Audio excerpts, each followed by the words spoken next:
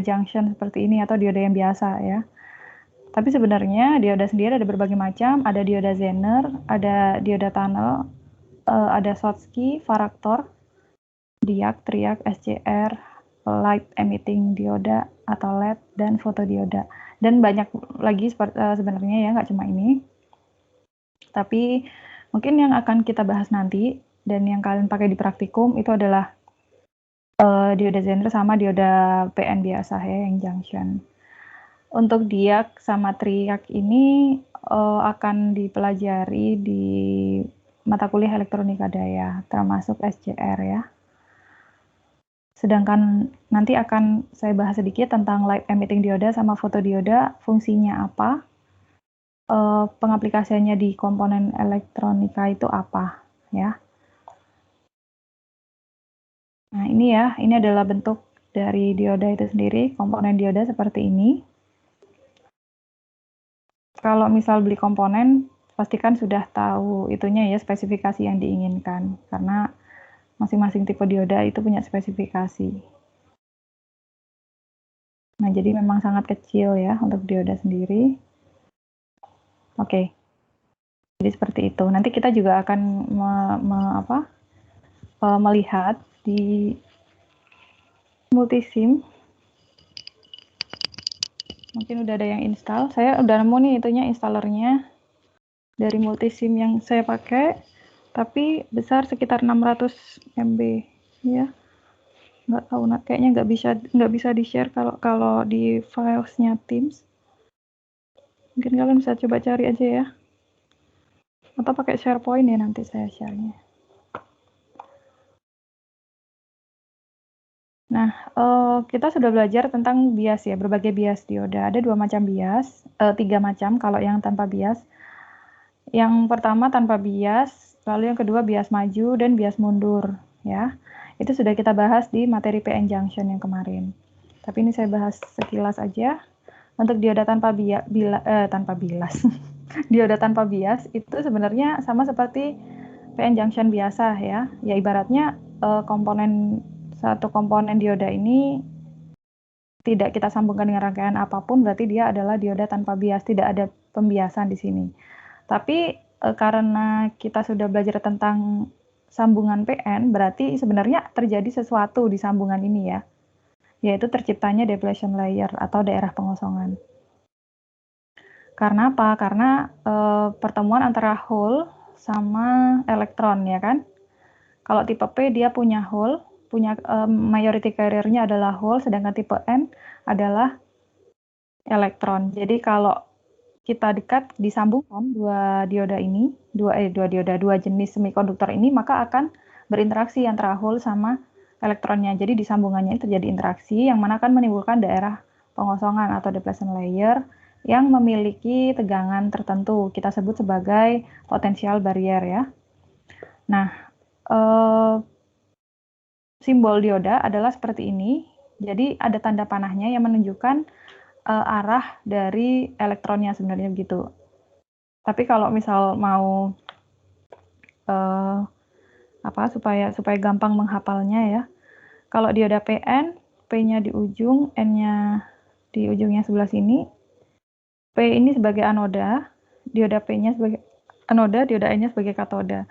Nah, kita tahu bahwa elektron selalu bergerak dari anoda ke katoda, berarti tanda panahnya ke sana ya. Seperti itu. Ini adalah dioda PN junction biasa yang ini. Untuk yang lain sama-sama anoda ke katoda tentunya dari P ke N, tapi ada penambahan simbol skematik ya, tergantung dari jenis diodanya. Yang basic kita pelajari yang seperti ini dulu. Junction PN sendiri ini saya ulas sedikit ya. Jadi ketika sebelum ada difusi atau penggabungan antara hole dan elektron, itu akan seperti ini ya, posisi hole sama elektron. Ini bukan merupakan muatan positif, bukan, tapi ini adalah hole yang bersifat seperti muatan positif. Jadi bukan muatan atom positif kayak di atom-atom biasa gitu, enggak ya. Ini adalah hole, lubang ya. Nah, sedangkan N dia punya elektron. Nah, ini beneran elektron kalau ini. Jadi dia muatannya negatif. Sebelum difusi akan seperti ini ya. posisinya, masing-masing akan punya hole sama elektron. Nah, ketika disambungkan maka terjadi difusi, ya. Jadi elektron dari N dia akan menyeberang ke perbatasannya, menyeberang ke junction untuk kemudian bergabung dengan hole sehingga timbul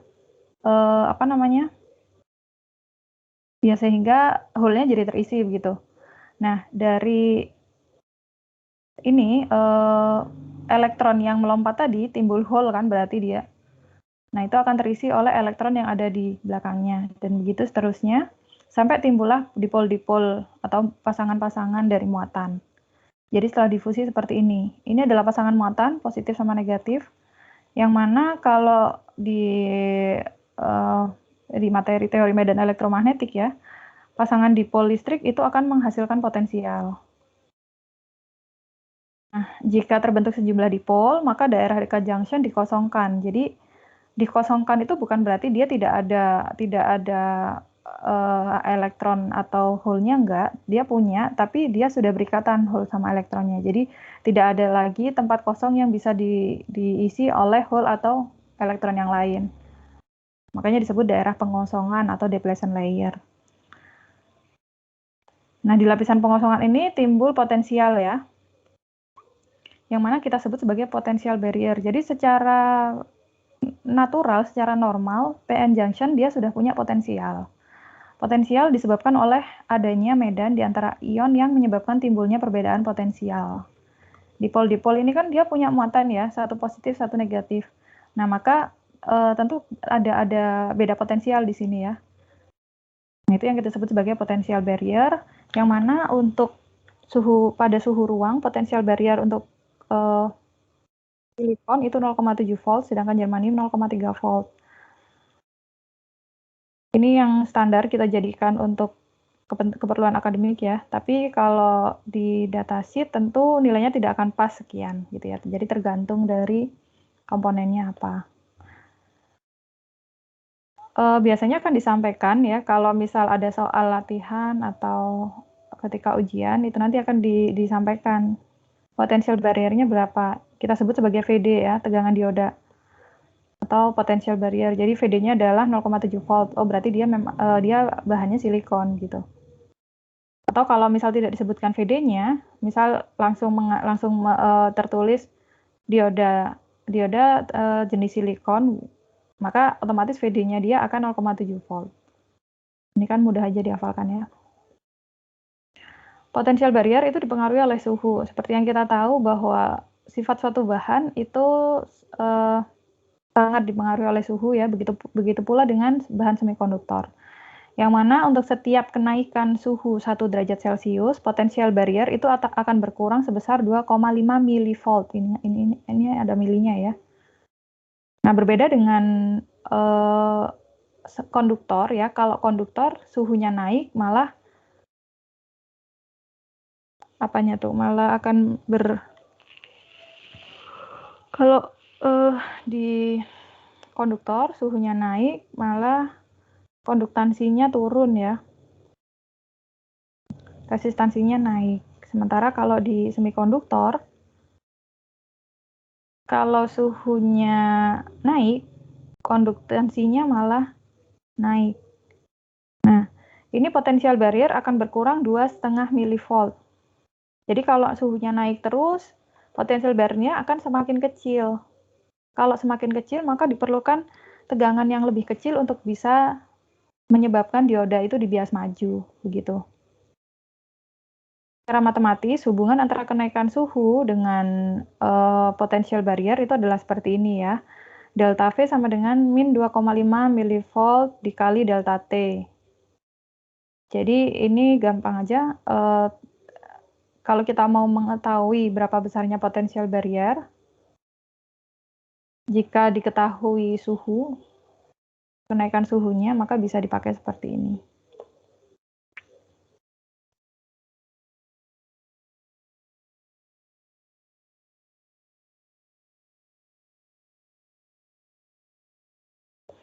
Jadi kalau misal kita punya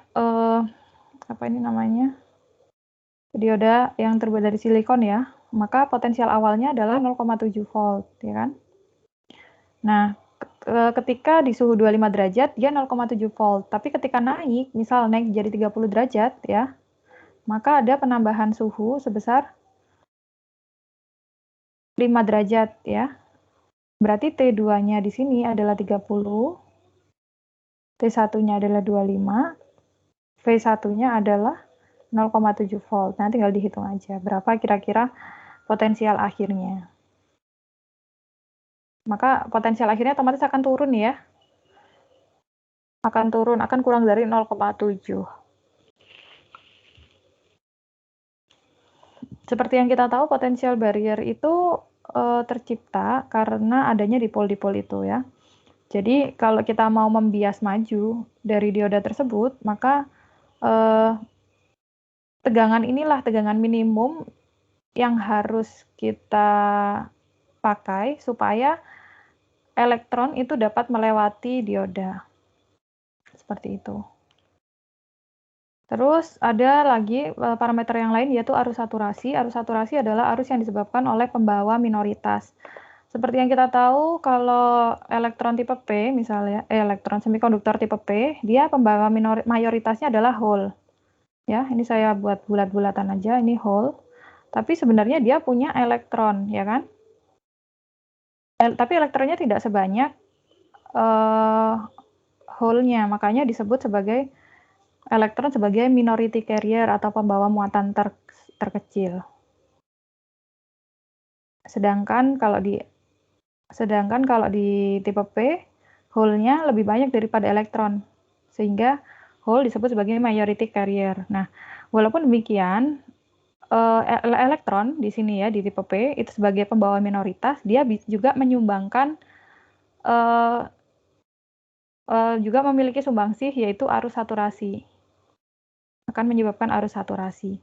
Nah, arus saturasi itu akan menjadi 2 kali untuk setiap kenaikan suhu 10 derajat Celcius. Itu kenapa kalau di semikonduktor atau di dioda, kenaikan suhu dapat menyebabkan kenaikan konduktivitas. Secara matematis, hubungan antara arus saturasi dan arus saturasi awal itu adalah seperti ini ya. Karena ini adalah rumus tulisan matematis untuk pengertian ini ya. Arus saturasi akan naik 2 kali untuk setiap kenaikan suhu 10 derajat Celcius. Yang mana N-nya itu adalah T2 kurang T1 per 10. Kemudian ada juga istilah arus bocor permukaan atau ISL. Dan arus balik atau IR, lalu arus saturasi. Hubungannya adalah sebagai berikut. Jadi tidak ada berbagai parameter ya. Kalau di dioda itu ada arus saturasi, arus bocor permukaan sama arus balik.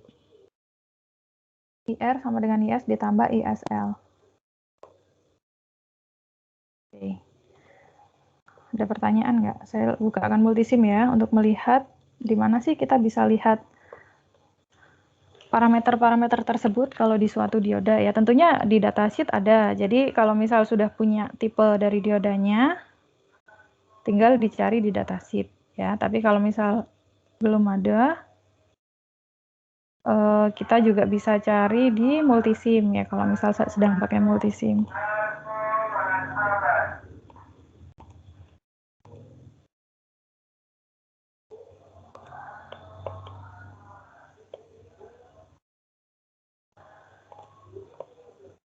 Nah, oke, ini multisim. Kita pasang diodanya ya.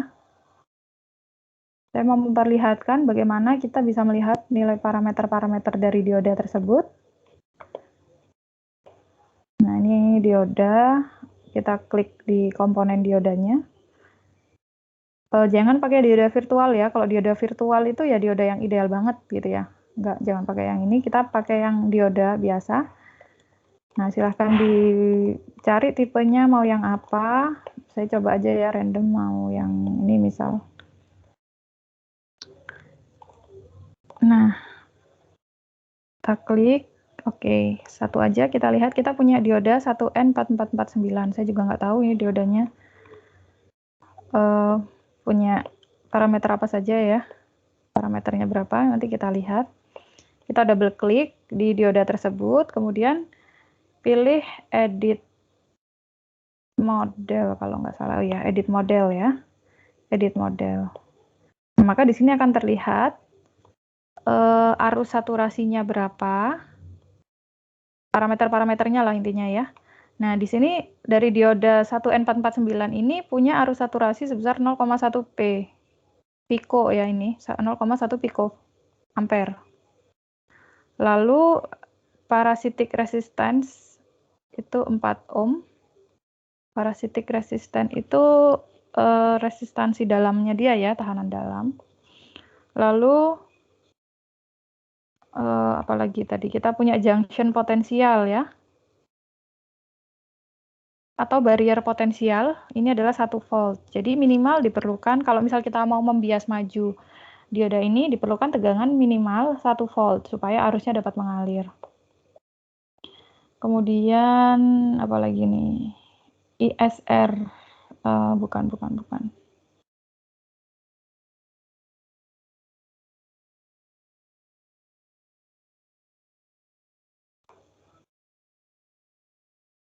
Ini ada reverse breakdown knee voltage, itu adalah tegangan breakdown. Jadi kalau kita bias mundur, kita reverse bias, kita beri tegangan 100 volt, maka diodanya akan rusak. Artinya elektron akan dapat mengalir juga gitu, karena tegangannya terlalu besar ya. Apalagi ini ya kira-kira. Ini reverse breakdown knee voltage 0,1 pico ampere. Ya, jadi intinya kita bisa melihat berbagai parameter itu di sini ya. Jadi gitu. Kita kembali ke slide.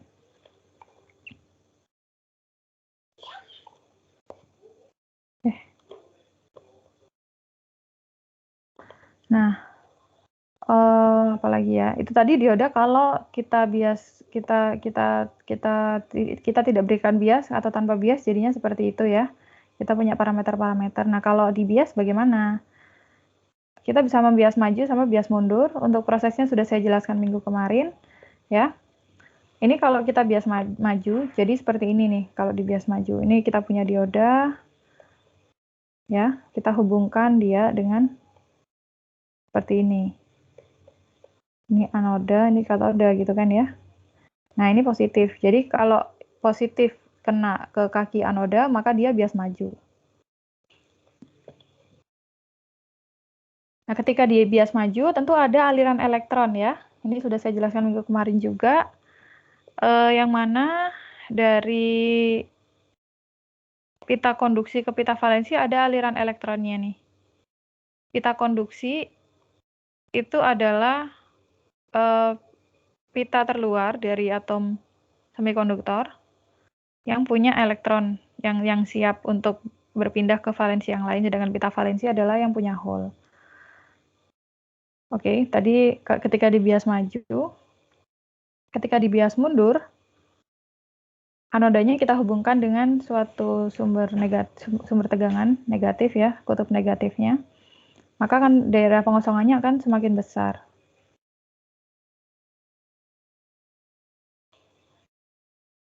Saat dioda dibias balik, maka tegangan catu mencapai tegangan breakdown sekitar 50 volt. Ini sekitar ini yang tipikal 50 volt ya, tapi tergantung lagi ke tipe diodanya. Seperti yang tadi ternyata dia 100 volt ya yang kita coba di multisim.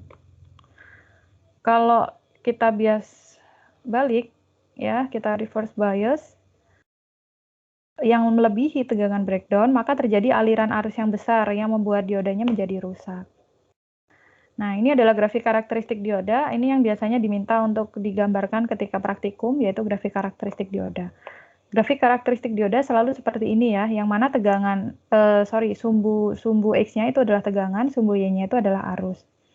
Nah, sumbu V-nya tegangan ya. Jadi yang di sini, yang di daerah ini, itu menunjukkan tegangan yang positif, artinya kita bias maju ketika ini.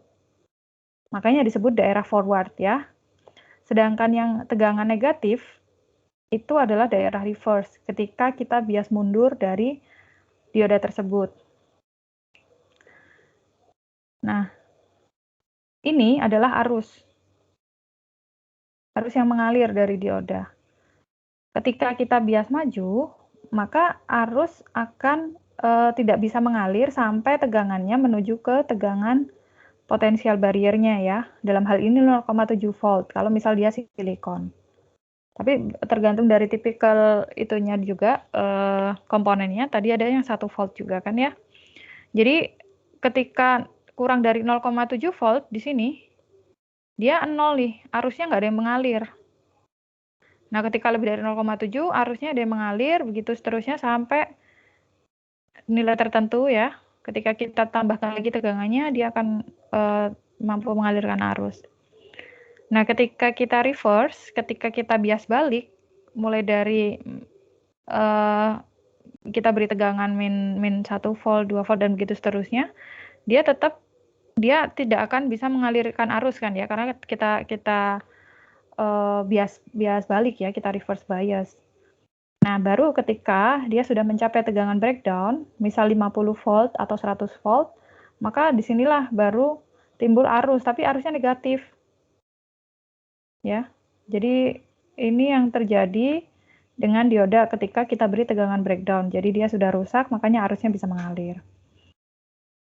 Oke, semoga paham ya dengan grafik karakteristik dioda ini. Ada pertanyaan nggak?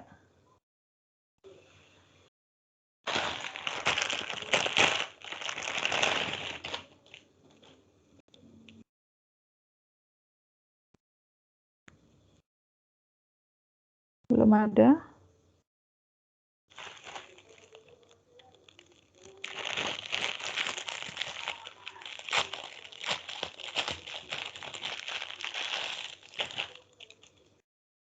Oke, kalau belum, kita bahas resistansi DC dioda. Ya, kalau kita perhatikan dari kurva tersebut, ya kurva ini, itu kan dia tidak linier ya. Ada tanjakannya ya, apa sih? Tidak linier ya, jadi dia tidak berhubungan secara linier. Nah, karena apa? Karena ada resistansi dioda. Nah, ke resistansi DC dioda itu berbeda-beda antara satu titik operasi dengan titik operasi lainnya. Jadi misal kalau kita perhatikan, ini kan tegangan terhadap arus, berarti kan harusnya kemiringannya itu tergantung dari resistansinya kan. Tapi ternyata kalau diperhatikan dia tidak linier. Artinya ketika di operasi di daerah operasi sekian sampai sekian, kemiringannya masih sama nih ya, gradiennya masih sama. Tapi ketika di sekian udah berbeda, apalagi ini. Nah, itu yang disebut dengan resistansi DC dioda yang berbeda-beda antara satu titik operasi dengan titik lain. Jadi kita dapat memperoleh nilai resistansi DC dioda atau RD itu adalah tinggal kita cari hubungannya antara VD dengan ID. Ya, jadi misal seperti ini, VD per ID-nya ya. Ini adalah kurva karakteristik suatu dioda seperti ini. Nah, kita diminta untuk mencari resistansi DC dioda dengan kurva karakteristik yang seperti ini. Yang mana untuk daerah operasinya adalah ketika ID sama dengan 2 mA di sini ya. 2 mA, yang ini 20 mA.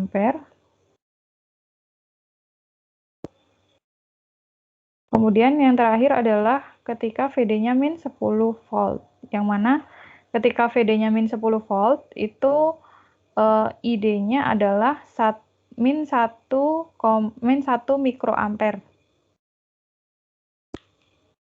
Nah, jawabannya bagaimana? Ya kita bagi aja, kan rumusnya gampang. RD sama dengan VD per ID. Jadi pada ID sama dengan 2 mA, besarnya VD adalah 0,5 volt. Ini ya. Maka RD sama dengan 0,5 dibagi 2 mA, hasilnya adalah 250 ohm. Berarti RD ketika daerah kerja sekian, itu adalah 250 ohm. Sedangkan ID ketika 20 mA, besar VD-nya adalah 0,8 volt. Maka RD-nya adalah 40 ohm. Lihat, dia tidak linier ya. Tidak memiliki satu nilai tunggal dari RD, tapi ada berbagai macam nilai tergantung daerah operasinya. Ketika VD-nya min 10 volt, berarti RD-nya berapa? Ya tinggal dibagi aja ya, VD min 10, ID-nya adalah min 1 mikroampere. Udah tinggal dibagi aja, min 10 dibagi 1 mikro. Itu adalah hasil dari RD-nya ketika VD-nya min 10 volt. Lanjut ya. Yang tidak kalah penting selain kurva karakteristik itu adalah garis beban dioda. Garis beban itu digunakan untuk menentukan nilai sebenarnya dari arus dan tegangan dioda. Caranya bagaimana? Caranya seperti ini ya. Untuk mendapatkan arus dan tegangan, maka dirangkai seperti ini, di mana di sini ada suatu sumber tegangan, lalu ada suatu RS ya. RS adalah resistor pembatas arus. Kemudian ini ada dioda. Kita bisa menghitung arus dioda, arus yang mengalir pada dioda yaitu I sama dengan Vs min V per Rs, ya kan? Ini pakai hukum Kirchhoff biasa atau ya apa? Ya pakai hukum Kirchhoff biasa ya. Seperti yang kita tahu, dioda itu punya tegangan ya, kita sebut sebagai Vd. Nah, karena di sini dioda ini juga memiliki tegangan sebesar 0,7 volt tadi kalau silikon, berarti itu akan mempengaruhi rangkaian juga kan? Berarti harus kita perhitungkan di sini untuk menghitung arus diodanya. Grafik kurva karakteristik itu seperti ini ya, seperti ini. Grafik kurva karakteristik, grafik beban ya. Grafik beban dioda itu seperti ini. Sumbu X-nya adalah volt, sumbu Y-nya adalah arus. Jadi kita bisa dengan berbagai macam variasi tegangan, sumber tegangan. Nanti kita lihat tuh arus saturasinya berapa, arus diodanya berapa.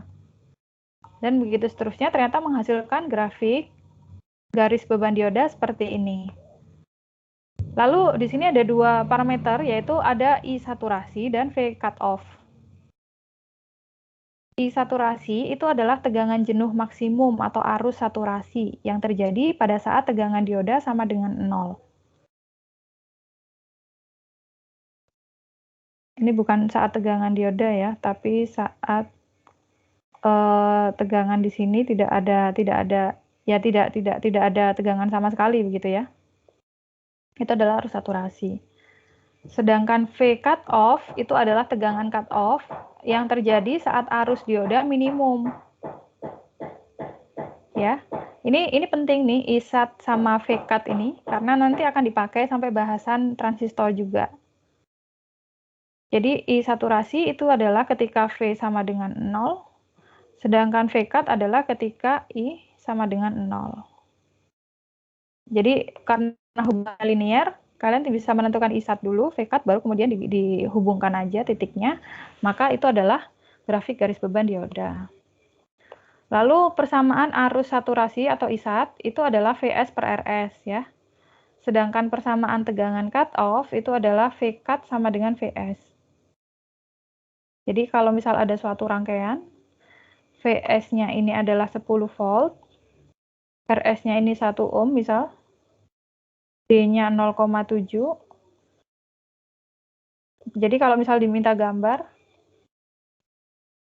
ini adalah V cutoff, ini I saturasi ya. Nah, V cutoff-nya itu sama dengan Vs nilainya. Jadi dia ada di 10 volt. I saturasinya berapa? I saturasi adalah Vs per Rs. Kita bisa menghitung I saturasinya adalah Vs per Rs. Jadi 10 bagi 1 berarti arus saturasinya adalah 10 ampere. Ya, kan seperti ini. Ini IS, ini V cutoff. Ini arus, ini tegangan. Ini juga biasanya ada di praktikum ya, untuk menggambar grafik beban dioda. Nah, dari grafik beban dioda ini, kita bisa menganalisis titik kerja dioda atau key. Nah, kenapa disebut titik kerja dioda? Karena titik ini merupakan arus yang melalui tahanan dan dioda. Titik key itu dapat diperoleh dengan cara mencari titik perpotongan antara grafik garis beban dan kurva forward dioda. Jadi grafik garis beban yang tadi itu kita gabungkan dengan kurva forward dioda, kurva dioda ketika di bias maju. Nah, kurva dioda ketika di bias maju kan yang ini ya, yang bagian sisi ini kan, yang ini nih. Ya, ini kan daerah forward. Itu kita gabungkan grafiknya, untuk kemudian kita cari titik temu dari grafik garis beban sama grafik bias majunya dioda. Nah, di sini adalah titik Q. Titik Q ini nanti akan mempengaruhi apa sih? Mempengaruhi keluaran dari entah itu tegangan atau arus dari dioda ya. Itu kalau kita bicara dioda. Kalau di transistor, titik Q ini mempengaruhi keluaran dari sinyalnya, sinyal dari transistor. Itu nanti akan berakibat ke penyearah ya, rangkaian penyearah, apakah dia penyearahnya penuh atau penyearah separuh gitu. Titik Q yang baik itu biasanya ada di tengah-tengah ya. Dia bisa mengcover seluruh sinyal yang masuk. Tapi itu nanti akan kalian pelajari di bab transistor. Jadi kurang lebih seperti ini caranya untuk mencari Q. Untuk Q kita bahas sampai di sini dulu. Nanti akan ada pembahasan lagi tentang Q ya. Tapi yang penting tahu bahwa Q itu adalah perpotongan antara ini dua grafik ini. Oke, ada pertanyaan nggak sebelum kita masuk ke model-model dioda?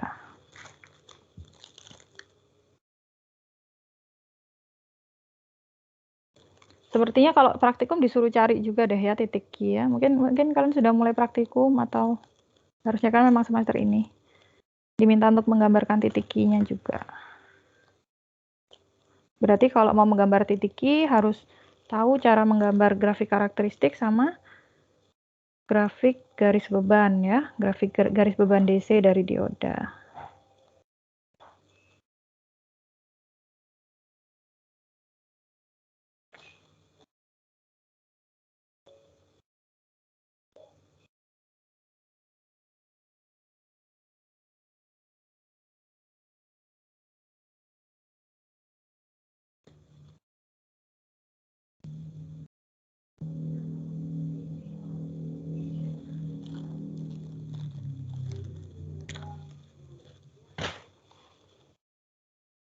Lanjut ke model dioda. Seperti yang kita bahas, bahwa kita punya berbagai macam pendekatan ya. Untuk analisis elektronika. Yang pertama adalah pendekatan ideal atau pendekatan pertama, lalu ada pendekatan kedua, dan ada pendekatan ketiga. Di pemodelan dioda, kita juga punya 3 macam model, yaitu model dioda ideal, model dioda praktek, dan model dioda lengkap. Ini adalah pendekatan pertama, ini pendekatan kedua, ini pendekatan ketiga, begitu kan ya? Model sendiri adalah representasi dari suatu komponen atau rangkaian yang memiliki satu atau lebih sifat atau karakteristik. Untuk pendekatan dioda ideal atau ekuivalen dioda, itu dioda didekatinya dengan seperti ini ya. Jadi dioda akan bersifat konduktor jika diberi bias maju dan bersifat isolator jika diberi bias mundur. Kalau digambarkan jadi seperti ini, dia tidak ada tegangan potensial barrier tadi, tidak ada ya. Jadi murni ketika dia 0 ya, atau ketika dia bukan 0 sih, ketika kita bias maju, maka dia akan bisa mengalirkan arus, tapi selain itu dia akan 0, padahal tidak seperti ini. Walaupun demikian, kita dapat menggunakan dioda ideal untuk untuk menganalisis rangkaian secara troubleshooting, misal seperti itu ya.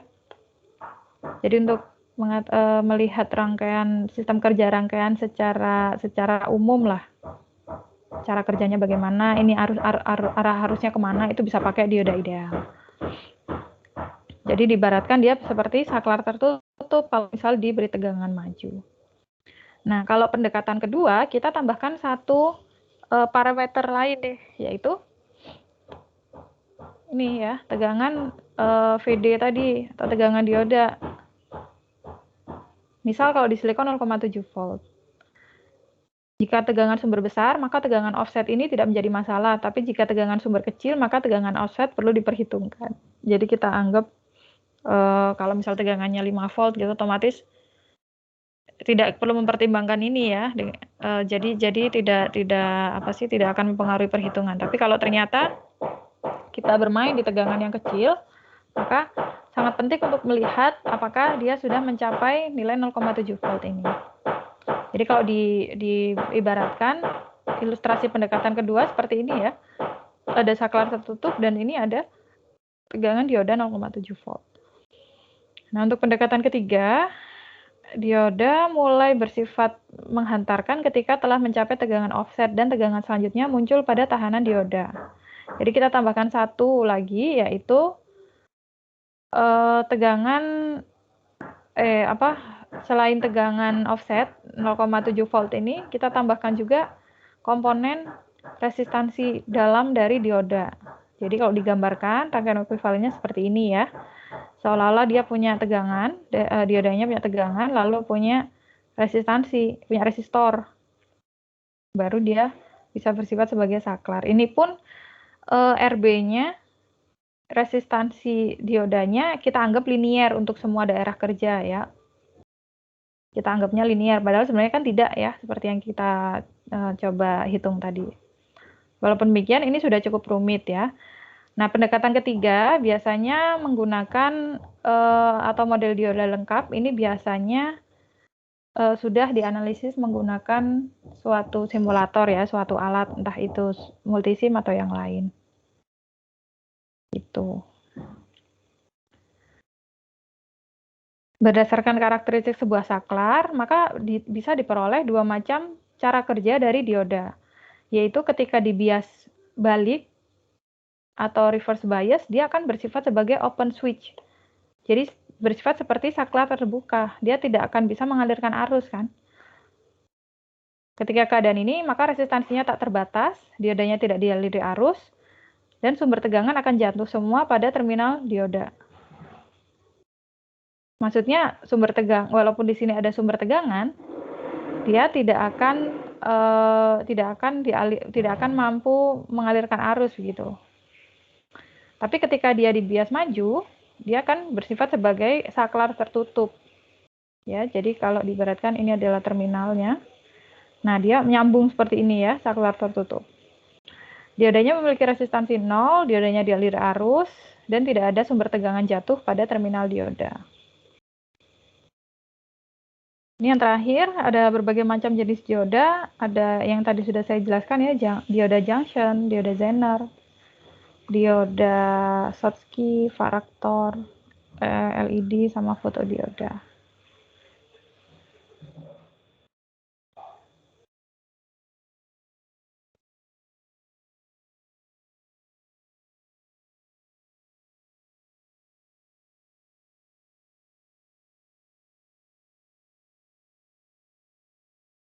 Kemudian untuk jenis dioda sendiri dan penggunaannya tadi, ada dioda silikon atau dioda yang junction biasa ya, dia digunakan untuk penyarah arus, pengaman tegangan kejut. Jadi kalau ada lonjakan tegangan, pengaman tegangan kejut itu dia tegangan berupa impuls ya, jadi hanya sesaat tapi dia nilainya tinggi. Misal ini adalah grafik waktu terhadap tegangan ya. Tiba-tiba aja yang awalnya seperti ini stabil, tiba-tiba seperti ini ya. Bisa mungkin terjadi misal ada petir ya. Kemudian dia terkena arus surja dari petir, maka bisa timbul tegangan kejut seperti ini. Nah, dioda itu digunakan untuk pengaman terhadap tegangan kejut. Lalu dioda Zener itu mengatur tegangan Zener 6,2 volt dan Zener 3,2 volt. Dioda Zener ini salah satu dioda yang banyak diaplikasikan juga di rangkaian, dan dia punya karakteristik tertentu, ini akan saya bahas minggu depan ya. Lalu ada dioda bridge untuk penyearah gelombang penuh pada rangkaian catu daya. Ya, ini yang nanti akan kita pelajari juga, bagaimana kita membuat penyearah gelombang penuh ya pada rangkaian catu daya itu menggunakan dioda bridge. Lalu ada LED atau light emitting dioda sebagai lampu indikator. Ya, ini banyak dipakai untuk lampu indikator ya, memang dulu. Kalau sekarang juga sudah mulai tidak hanya sebagai digunakan lampu indikator, bahkan juga digunakan sebagai lampu penerangan ya, untuk di kamar atau di jalan, sudah banyak yang pakai LED. Kenapa kok begitu? Karena konsumsi arusnya rendah, dan dia long lifetime. Makanya kenapa kalau lampu, misal lampu kamar nih, bohlam ya, yang terbuat dari LED, itu kan lebih mahal memang harganya, karena memang teknologinya lebih advance ya, nggak cuman suatu filamen dialiri arus listrik sehingga bisa menyala, enggak, tapi dia merupakan suatu semikonduktor. Walaupun mahal, tapi konsumsi arusnya rendah, makanya bisa di perusahaan-perusahaan lampu itu kan menjualnya sebagai lampu hemat energi, karena konsumsi arusnya rendah, otomatis dayanya juga kecil ya, dan dia juga awet, jadi bisa sampai bertahun-tahun kan. Bandingkan dengan lampu biasa, lampu pijar itu yang paling hanya bertahan 1 tahun gitu. Itu pun daya yang diperlukan lebih besar ya. Jadi kalau mungkin untuk lampu pijar, lampu yang warna kuning itu 60 watt gitu, itu ya cukup untuk menerangi satu kamar gitu. Tapi kalau kita memakai LED 60 watt itu sangat terang sekali ya. Jadi hanya diperlukan paling untuk penerangan kamar kalau kita pakai LED, lampu LED itu hanya 10 watt udah cukup lah ya. Gitu. Bahkan lampu LED yang digunakan penerangan jalan itu hanya 50 watt ya. Untuk yang penerangan jalan-jalan kampung, bukan jalan raya. Kalau jalan raya bisa lebih besar lagi ya, tentu hasil penyinarannya, lumennya akan lebih besar. Lalu ini rangkaian dioda seperti ini ya, ini sudah kita bahas tadi sebenarnya. Jadi bagaimana kita bisa menggambarkan garis beban dari suatu rangkaian dioda. Jadi menggunakan hukum tegangan Kirchhoff, maka diperoleh seperti ini sudah kita bahas, dengan RL adalah tahanan beban. Nah, ketika kita gabungkan garis beban dengan grafik karakteristik, ini adalah grafik karakteristik ya, maka titik temunya itu di sini dituliskan sebagai A atau Q sama aja ya.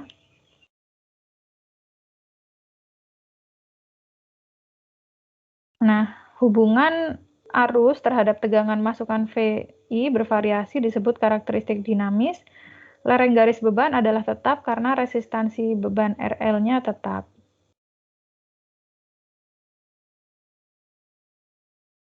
Kemudian ada grafik karakteristik transfer. Ini adalah kurva yang menunjukkan hubungan antara tegangan keluaran V0 dengan tegangan masukan V1. Nah, kita nanti akan banyak memakai grafik karakteristik transfer ini untuk menggambar sinyal. Jadi kalau misal kita punya rangkaian penyearah, ya anggap aja ini rangkaian penyearah, punya sinyal berupa V0, V input, VI berarti, lalu V output atau VO. Nah, ini adalah rangkaian penyearah kita. Maka kita bisa menggambarkan ketika VI-nya misal adalah grafik sinusoidal, seperti ini, maka VO-nya dengan rangkaian penyearah akan seperti apa nih? Apakah jadi seperti ini, begitu ya? Nah, itu tergantung dari titik Q dari grafik karakteristik transfer ini. Begitu.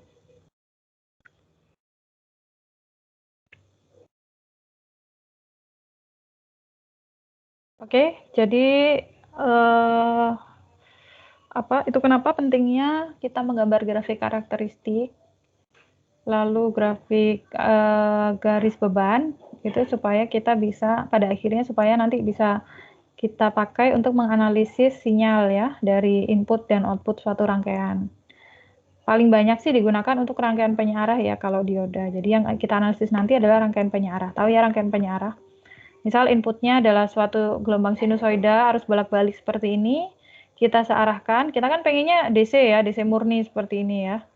Nah, nanti kita akan belajar tentang berbagai macam rangkaian penyearah yang awalnya inputnya adalah gelombang bolak-balik, kemudian jadi disearahkan seperti ini. Misal ini grafiknya, maka dia akan menghasilkan seperti ini misalnya. Nah, ini pun sebenarnya sudah arus DC. Dia direct current, bukan bolak-balik, tetapi masih bukan DC murni. Atau bisa juga, thank you. Atau bisa juga grafik yang keluar seperti ini ya. Sorry, gini. Nah, ini juga salah satu, nanti kita belajar juga rangkaian yang menghasilkan sinyal keluarannya seperti ini. Ini pun sudah DC. Baru kemudian ketika kita tambahkan filter, kita tambahkan rangkaian yang lain, maka bisa menghasilkan grafik yang murni DC, gitu ya. Contohnya penyearah tuh apa sih? Misalnya di rangkaian, misalnya di charger laptop, charger HP, itu penyearah. Kalau dulu charger laptop, kalau sekarang kayaknya masih sama sih ya. Di dalamnya ada ada trafonya ya. Dulu saya punya HP dari zaman tahun masih SMP dulu, chargernya tuh berat banget ya, karena di dalam ada apa? Ada trafonya dipakai untuk apa? Untuk menurunkan tegangan. Nanti kita juga belajar itu, trafonya kita belajar rangkaian penyearah yang pakai trafo juga. Kenapa sekarang kok chargernya enteng-enteng? Karena sudah tidak pakai trafo ya, sudah pakai rangkaian IC. Oke, ada pertanyaan nggak?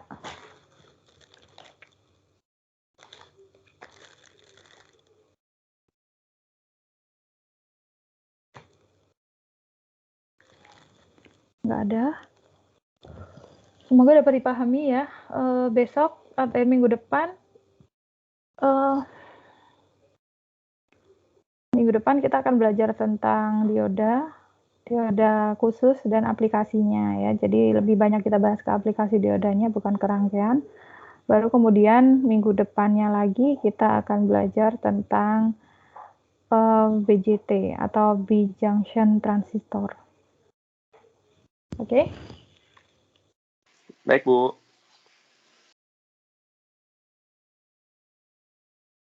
Saya absen ya. Nggak pernah absen manggil satu-satu kan. Nah, ini karena masih ada waktu saya panggil deh.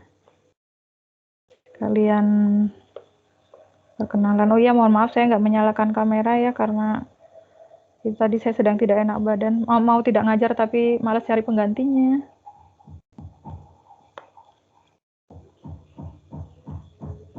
Kalau ada temannya yang belum masuk ke Teams ini, tolong japri saya ya temannya. Karena kemarin ada yang belum saya masukkan, karena mungkin baru update ininya, simpatinya. Atau anjungan saya ya, elektronika kelas F.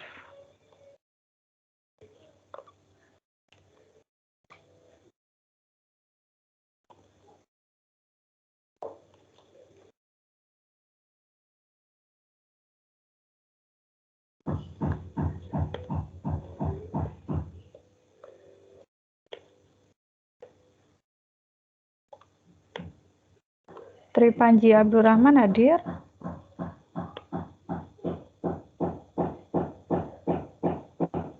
Ada?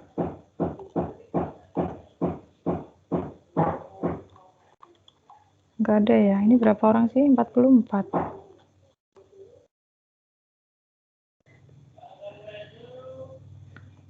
Tri Panji. Ada online tapi tolong nanti kalau hadir nyaut lagi ya. Ray Ripal. Hadir, Bu. Oke, Yosua. Yosua hadir, Bu. Abdullah. Hadir, Bu. Ronix.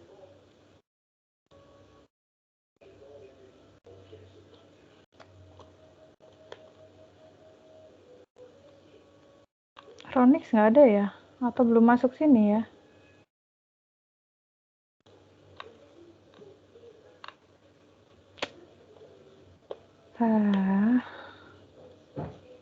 Berapa sih mahasiswanya?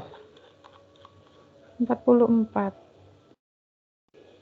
Ntar saya cek. Jangan-jangan masuk sini. Ntar ya. Gimana sih cara lihat Teams? Saya takutnya tuh belum masukin ke sini, tapi nggak bilang mahasiswanya tuh. Saya masa ngerti ya siapa yang telat KRS-an, siapa yang enggak. Karena kan saya masukinnya pasti 1 minggu atau beberapa hari sebelum kuliah kan. Nah, kan benar berarti belum ada sini. Loh, ada kok.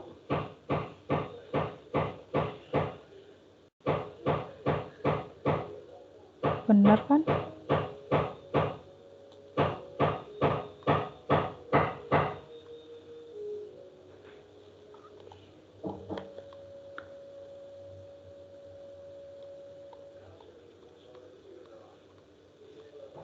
Nggak ada ya. Ronix ada nggak? Nggak ada.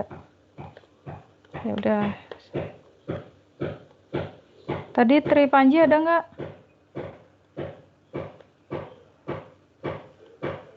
Raffi Arya? Raffi Arya hadir, oke. Dava? Hadir, Ibu. Dwi Tara? Hadir, Bu. Putri? Hadir, Bu. Hamzah? Hadir, Bu. Yehezkiel? Hadir, Bu. Anisesta? Hadir, Bu. Zaidan? Hadir, Bu. Wildan? Hadir, Ibu. Rizky? Hadir, Bu. Azrefki? Hadir, Bu. Busril? Hadir, Bu. Oh, hampir aja saya lihat. Gina? Gina ada nggak?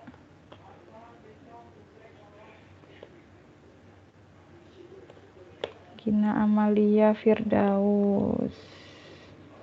Nah, udah mic-nya udah nyala. Ada gangguan ya? Oke, Gina hadir. Fatan? Hadir, Bu. Ahmad Setiadi? Ahmad Setiadi ada nggak? Ahmad Setiadi hadir, Bu. Oke. Ya, Bu. Ristri? Hadir, Ibu. Oke, Joshua Stevi? Hadir, Ibu. Yusuf? Hadir, Ibu. Eliezer?